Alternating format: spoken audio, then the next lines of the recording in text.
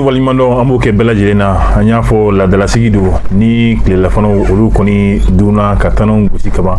ambe do ani no nu oye gafe kuna funu ambe do keneka aiwa kalim dabaji karamo alini kalimu karamo olu koni mana wa kalimu ka shu dabaji la olu mana no mimbla sebeni mi mana ke no kera nazarakana ambe soro ko bola kaseka oyelema ankato dunka bamanankana aiwa acheni kaseka kuna funu jele ko di bela jelema ki sigorola anya fo bara in koni amano ni mado fima gasila ibedo jema gasila madola ka fembo kandola ka bla kandola aiwa ni kuma jara ombe faranga ke madola ni kuma yere na kuruna ombe bolikala wa keto yini amoke bela jelen fe ka klaka aketo wore yini je flelbo fe ka fo la dala ombe si wati mina wati koni ye antantegema ko dien do mete gele basoro aka wodala bita okoni okero ye ambe aketo ke seben folo mi mambulu korona me dono ye oye indépendant ale be boko baduru kemeduru ani binani ani worola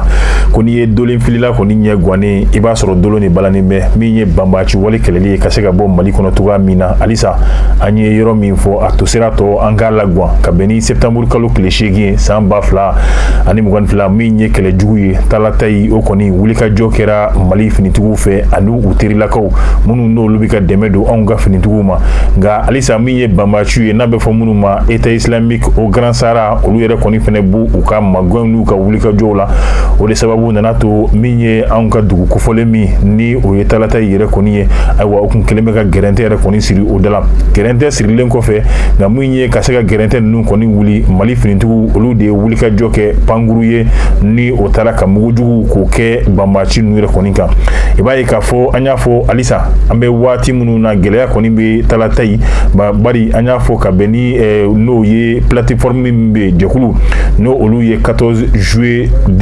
2014 ni abefo olu ma munu ye tegeno blake no ye accord d'Alger minkera ko tegeno bla ewa 2015 la ewa olu ame wati mina ube deme la kase mali finintugu ma minye kaseka lakana nunu ko olu sabati anka jamana yoroko folo nunu bela jelena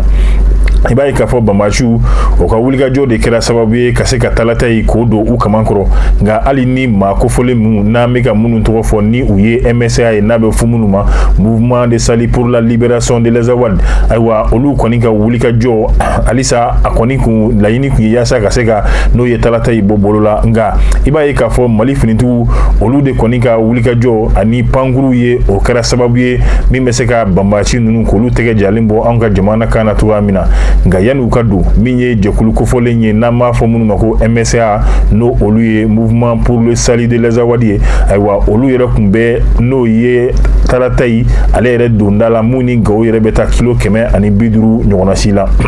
ibaye ka fo muna wuliga jo chale me yoro ko fole na bi ame wati mina abe fo yoro mima mali yere kono ko zone des trois frontières no ye mali ni Burkina Niger olu danche ibaye ka fo wuliga jo chale me bari kadaka ayira ka fo talata ye dugu mi ni annafa yere koni ka bunko jugu basigi yere ta sirafe o fene bela jelen bolin ko fe ibaye soroma feuna mu ye dugu jugoro na folo ye ni odo ye tajiye nunu yoro ko fole na olu chamane koni be soro anya foto amina ibaye ka fo bamachu koni uka wulga jo chara me ka beni arabado ye no septembre kolo kle wulon vlare koni mali finitugu olu ye panguru do wuli mu no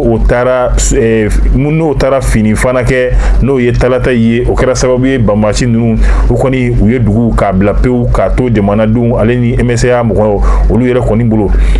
amba donc afo yoro in nafa afora to amina aywa atina ke sababu ye bambachu yoro kon me yoro into infiu ye kuna fundila wali majjate minel kala do ya ira ka fo ibaye ka fo talata yi laini koni ye muye uba fega fere bella jelende ke ko odo kamankoro ubole yenno muye mena kay fo kata se ander bugan ma kaseka olu fara talata kan to amina miye ni maranunu kaseka olu yoro koni tubulu ngame wati mina ibaye ka fo nanzara no ye franci finitugu ye olu mu minnu n'olu kun bɛ nin yɔrɔ kofɔlen ninnu na n'o olu yɛrɛ y'u ka koso n'u ka kasaw k'a bɛɛ lajɛlen cɛ ka bɛn ni utikalo tile 15 ye ayiwa banbaaciw olu kɔni y'a ye k'a fɔ nin wale min kɛra ko o diya b'olu ye olu bɛna se ka fɛɛrɛ kɛ Faransi ye yɔrɔ yɔrɔ bila olu bɛna se ka yen kɛ u dagayɔrɔ ye ka se ka Faransi nɔra bila cogoya min na u ka wale jugu an'u ka banbaaci wale an'u ka ningɛlɛya walew ni ka se ka olu sigi malidenw kan cogoya min na pasiri kɛba o ye Masire Diop ye anw ye min bɔ indépendant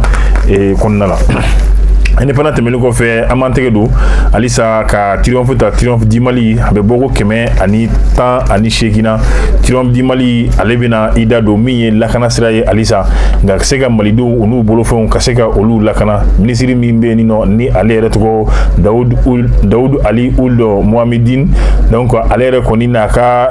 maaw finitigiw i b'a ye k'a fɔ n'o ye sapeur pompier n'o olu ka baara yɛrɛ bɛnnen bɛ n'o ye taji ani ka taji fagali ani maaw minnu n'u bɛ gɛlɛya kɔnɔ ka se ka olu bɔ o gɛlɛya ninnu kɔnɔ cogoya min na ayiwa i b'a ye k'a fɔ waati tɛmɛnlenw na maa 29 min n'o o farala Abdramane Doumbouya kan i b'a ye k'a fɔ olu yɛrɛ kɔni donna ni baara kofɔlen in na ka sɔrɔ i b'a ye majɛ dɔw b'u ka sɛbɛnw na n'o ye k'a fɔ bi an bɛ waati min na olu yɛrɛ kɔni bɛ k'a laɲini n'o ye ka se ka a bɛ fɔ min ma ko avancement ni ka se ka olu ka garadi k'o layɛlɛn nka i b'a ye gɛlɛya yɛrɛ kɔni ye min ye maa kofɔlen ninnu olu bɛ tali kɛ promotion de 1993 la nka gɛlɛya yɛrɛ kɔni ye min ye bari ka d'a kan fo e de ka kalan ayiwa sariya min fɛnɛ bɛ yen f'i ka bila o sariya minɛn kɔnɔ yaasa dɔ bɛ se ka fara e ka garadi yɛrɛ kɔni ka cogoya min na u ye wulikajɔ bɛɛ lajɛlen kɛ maa kofɔlen ninnu ni a dɔ ye Abdramane Doumbouya ye fo ka taa maa 29 k'o fara u kan u y'u ka wulikajɔ bɛɛ lajɛlen kɛ yaasa dɔ bɛ se ka fara olu ka jalaw kan cogoya min na ni sɔnma ko min ma i b'a ye waati laban tɛmɛnenw na u kɔni nana ye lieutenant dɔ bɛ n'a bɛ f'o ma lieutenant colonel Baba Daɲon ayiwa Baba Daɲon ko ni kɔni ko ale ma hɔn ale de kɔni tɛ ba la ale de kɛra sababu ye ni maa kofɔlen ninnu yaasa k'u dɛmɛ min ye ka minisiri yɛrɛ ka se ka o bila fili la o bilala fili min na ale fɛnɛ yɛrɛ kɔni bɛ sariya ta sariya min ni a bɛ f'o ma ko arrêté ka se ka ni maa kofɔlen ninnu ka jala dɔ fara u ka jala kan u hakili la o ye a ko bannen ayiwa nka minisiri ale ka cɛden min b'a kɛrɛfɛ n'a bɛ f'o ma ko conseiller bilasiralibaga conseiller juridique ale de kɔni bɛ wulikajɔ kɛ ayiwa ale ka wulikajɔ kɔnɔna la a bɛ Baba Daɲon k'a wele ka kalanbolo yira la min ye kiiri kalan ye k'a fɔ maa o maa ni e de b'a fɛ ka saana sɔrɔ ayiwa minisiri ka signatiri walima minisiri ka hakilina tali walima minisiri tɛgɛnɔ bilali o tɛna se ka e kɔni layɛlɛn olu ka garadi yaasa u ka se k'a sɔrɔ a bɛ bɔ fɛn min na a bɛ fɔ min ma ko arrêté présidentiel ayiwa o kow bɛ senna waati min na noti technique dɔw de bɛ yen ni olu ye baarakɛyɔrɔ yɛrɛ a ɲɛmɔgɔw ka noti technique ye olu de bɛna to fo ka se minisiri yɛrɛ kɔni ma a bɛna bɔ a kalama wale min kɔni kɛlen filɛ nin ye ni ka ɲɛsin ale yɛrɛ ka baarakɛyɔrɔ ma o kama a bɛ sariya ta sariya min bɛ kɛ sababu ye maa kofɔlen ninnu ni o ye Abdramane Doumbouya fo ka taa bila maa 29 ɲɔgɔnna si la ka se ka sariya in bɔ a ma cogoya min na ni laɲini kun ye ka se ka dɔ fara olu ka jala kan ka sɔrɔ hali n'o y'a sɔrɔ u tɛ tiɲɛ kɔnɔ a diplôme tɛ yen ayiwa ni an ko an b'a fɔ a diplôme tɛ yen an bɛ tila k'a d'a kan wa a dɔnni yɛrɛ kɔni o fɛnɛ tɛ yen nɔ nka olu y'a laɲini yaasa ka se ka dɔ fara u ka jala kan k'u bɛ taa ni sira surunin ye Badou Escobar nin ye ale ka fasiri ye an ye min bɔ n'o ye triomphe du Mali kɔnɔ halisa triomphe du Mali kɔnɔna la an bɛna n'o ye Faransi olu ka minisiri min bɛ yen n'a ka baara bɛnnen bɛ u ka jamana ale ni jamana wɛrɛ cɛ ko ɲɔgɔn ɲɛnɛbɔli ma i b'a ye juma tɛmɛlen ale yɛrɛ kɔni kun b'u ka lasigidenw olu ɲɛkɔrɔ n'o ye Catherine Colonna ayiwa maa caman yɛrɛ kɔni kun hakili la ale n'ale bɛna kɛ bɔda ɲuman ye Mali ale ni Faransi cɛ ayiwa teriya ni tɛgɛ di ɲɔgɔnma min kun bɛ yen kɔrɔlen ni o yɛrɛ kɔni donna bɔgɔ la n'o ye Jean-Yves Le Drian fɛ yaasa ka se ka segin ka na o tɛgɛ di ɲɔgɔnma ma cogoya min na nka ale yɛrɛ kɔni ye wale kɛ wale min n'o o ka jugu ni ayiwa Jean-Yves Le Drian ye Sanba ni Sira u bɛɛ lajɛlen ye fila ye i b'a ye k'a fɔ ale kɔni i ɲɛ jɔ Mali ɲɛmaaw la k'a fɔ ka tangɔrɔma ta ka anw ka jamana ɲɛmɔgɔw sɛgɛrɛ ayiwa ka baara jugu kuma jugu ka se ka o fɔ anw ka ɲɛmɔgɔw ma min ye gɛlɛya ye gɛlɛya min ni u y'u da don o la walima u ka gɛlɛya dilanni k'a yira k'a fɔ ko Mali jamana yɛrɛ kan irisi kɛlɛcɛ dɔw bɛ n'a bɛ fɔ minnu ma ko Wagner ko olu yɛrɛ kɔni bɛ yan nɔ an b'a dɔn k'a fɔ nin waati la o irisi ko kelen o de nana kɛ sababu ye gɛlɛyaba a nana don Mali ale ni Faransi yɛrɛ kɔni ni ɲɔgɔn cɛ min yɛrɛ kɔni fɛnɛ dar'o kan o de ye k'a fɔ Faransi ɲɛmaaw olu kɔni ye kuma fɔ kuma minnu n'o olu bɛnnen tɛ ayiwa o jaabi ni o dira u ma Mali yɛrɛ minisiri min fɛ n'o ye Abdoulaye Diop ye a y'a yir'u la k'a fɔ anw ka jamana ye anw fa jamana ye ayiwa maa si den kelen o tɛna se ka anw ka jamana ye k'a bila i yɛrɛ sago la k'a dilan k'a k'i ta ye ko min ka d'e ye e de b'o kɛ anw ka jamana kan wa foyi den kelen tɛ bɔ a la a ko o de banna tuguni hali n'o y'a sɔrɔ waati la Jean-Yves Le Drian ale ye anw ka jamana ɲɛmaaw k'u lagosi ko ils sont illégitimes o illégitimité yi o b'a yira k'a fɔ ko jamanadenw t'u fɛ nka ni taara gosira ko an ka bɔ an ka dɛmɛ don an ka cɛmancɛla fanga ma i bɛ malidenw ye u bɛ fan 14 bɛɛ lajɛlen minɛ yaasa min ye dɛmɛ ye ka se ka don u ka cɛmancɛla fanga ma cogoya min na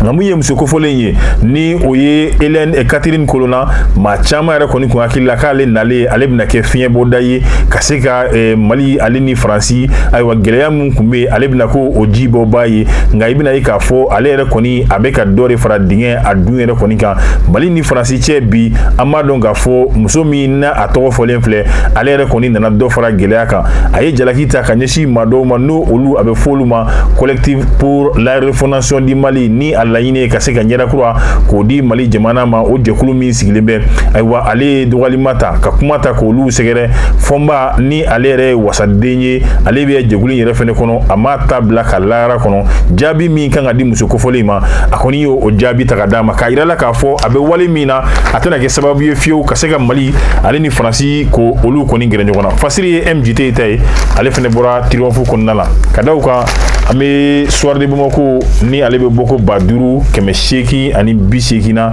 ayiwa kalanko an b'an da don kuma la min ye an bɛ waati min na école catholique min bɛ n'a bɛ fɔ min ye nanzara diinɛ o kalanso min bɛ anw fɛ yan nɔ ni o bɛ tali kɛ école catholique la i b'a ye k'a fɔ bi an bɛ waati min na a kalan karamɔgɔw olu kɔni u ye tanan gosi ayiwa u ye ŋɛɲɛ ɲimi ka bɛn ni u ka ɲɛmaaw ka wele baara min kɛ ka ɲɛsin olu ma n'o o dɔ ye jumɛn ka se ka olu ka amour ka se ka olu ka droit k'o datugu min b'a yira k'a fɔ ni banala i bɛ se ka t'i furakɛ n'i ka carte ye o se t'olu ye bi bari u ka droit o datuguna indemnité d'équipement min ye ni wari min bɛ d'u ma u ka kalantanminɛnw san n'o ye fɛn caman kayew ni bigiw ayiwa ani u mago bɛ jɔ minɛn minnu na ka taa kalan sira fɛ o fɛnɛ o tɛ ka ye ayiwa fo ka taa se allocation familiale yɛrɛ ma ayiwa olu fɛnɛ kɔni o fɛnɛ tɛ ka ye an bɛ waati min na o kama u ye dunun gosi baarabila olu kɔni bɛna t'o la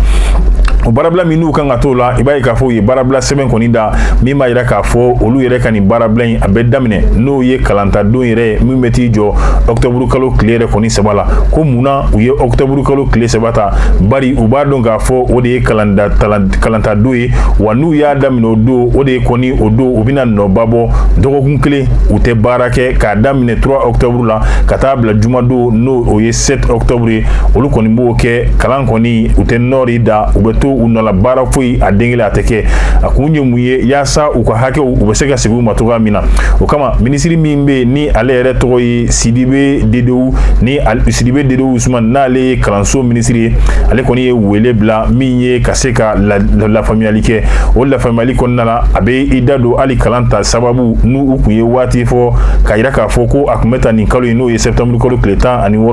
ayiwa o yɛrɛ kɔni kun kɛra n'o ye ka jigilan kɛ masa caman kan olu fana y'u ka wulikajɔ kɛ waasa ka se ka ko ninnu dalakile minisiri bɔra k'a yira k'a fɔ kalanta kɔni a bilala n'o ye kalo kura tile 3 la nka an bɛ waati min na kalanso min bɛ yen nɔ n'o ye école catholique ye olu mɛtiriw yɛrɛ kɔni u ye lakɛrɛ ye k'o bila ayiwa ni kalantaw kɔni daminɛra kalan bɛ ta denw bɛ taa école la ko nka a bɛna ta olu kɔ parce que ye Laya Jarata ye an ye min bɔ soir de Bamako kɔnɔ ka kabako ko o daw kan min ye kabako fadunuya fafarankaba ale yɛrɛ kɔni sɔrɔla min waati tɛmɛnenw na maa dɔw bɛ yen nɔ min ye ka se a bɛ fɔ fɛn min ma ko fali ni anw yɛrɛ b'a dɔn yan donitaw la ayiwa waati tɛmɛlen Nigeria olu tun bɛ bagan ninnu kɔni faga ka se ka u golo k'a doni ka taa n'a ye n'o ye Chinois jamana kan olu yɛrɛ fɛnɛ tun b'a sa u bolo bari ka d'a kan u y'a ye ko golo in k'a bɛ se ka kɛ fura ye nka an bɛ waati min na o kɔni o bɔra la mun y'a kabakoma yɔrɔ ye bari Nigeria ɲɛmaaw ko fali y'olu ka baarakɛminɛnw ye baarakɛfɛnw don n'u y'a bɛɛ doni ka taa n'a ye jamana wɛrɛ kan k'a faga ka taa n'a ye a bɛna kɛ gɛlɛya ye don n'a nataw la olu ka baara la o kama u ye a fagali ka se ka o interdit cogoya min na nka an ɲɛ bɛ waati min na dogodogo la maa dɔw fɛnɛ de bɛ ka wuli Nigeria ni u bɛ ka bagan ninnu minɛ k'u faga fagalen kɔfɛ ayiwa ka sɔrɔ k'u don bɔrɔ kɔnɔ ayiwa k'a fɔ sira la ko misi o de b'olu kun nka u bɛ mun de don bɔrɔ kɔnɔ kɛrɛnkɛrɛnnenya la ni an b'a fɔ cogoya min na o ye bagan ninnu yɛrɛ mɔgɔya de n'an b'a fɔ ten falicɛ minnu u bɛ falicɛw de faga ayiwa ka se ka olu cɛya k'o kɛ bɔrɔ kɔnɔ ka taa n'o ye Chinois jamanaw kan ka t'o feere olu ma nka ɲininkaliw kɔni kɛra a tɔ u bɛna kɛ fɛn jumɛn de ye sisan ɲininkaliw kɔni bɛ yen kelen tɛ fila tɛ a caman de kɔni sɔrɔla nin bolo ne bɛ dan sigi an ka bi fasiri la an bɛ an baarakɛɲɔgɔn bɛɛ lajɛlen fo ayiwa Yeli Vision na cɛ ni muso an bɛ bɛɛ lajɛlen fo k'a fɔ ja ninnu an ka se k'u cari diɲɛmaa ka kunnafoni sɔrɔ ne b'a fɔ a k'an bɛn